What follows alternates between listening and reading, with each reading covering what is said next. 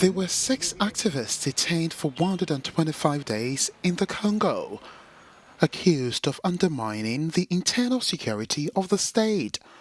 On Wednesday, July the 14th, they were released, a provisional freedom without facing trial following a court order. The files were empty, and we thought that the friends were arbitrarily detained. And when the cells were opened, in the case of Dr. Alex Jabana, there were photos of Guevara, photos of old friends with whom they began the struggle. And in the case of Chris Dongui, it was nothing at all. And the others? Jean-Luc Parker, also nothing. So we thought that it was an arbitrary arrest and that it was time to release them. And now they are free.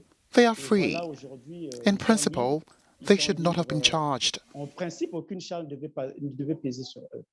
Far from savoring in his newfound freedom, Chris Dongui, who was one of the 6 activists, shares his concerns. We live in a country, in an open-air prison. At any moment, we can leave because we're activists. We're men of the field. Not only this provisional freedom that we have been granted, it is a way to infringe on our freedoms. We are activists, but I do not think that this will prevent me from being on the ground tomorrow or the day after, because it is my fight, that we've chosen a path for the awakening of consciences. Le combat que nous avons choisi, c'est un chemin pour l'éveil des consciences. Today, activists are demanding the release of all prisoners of conscience.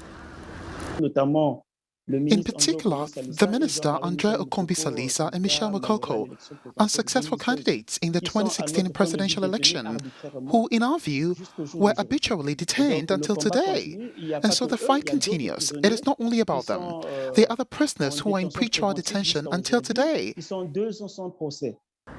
Far from abandoning his fight, Chris Dongui calls for unity and dialogue to build the country. In terms of good governance, we're not good students with the IMF, with all the Congolese population. Knowing the situation of our elderly, students, and many others who do not receive their due, we need to build our country together. That's why I call on them to dialogue with the others and to free the prisoners of conscience who are left behind.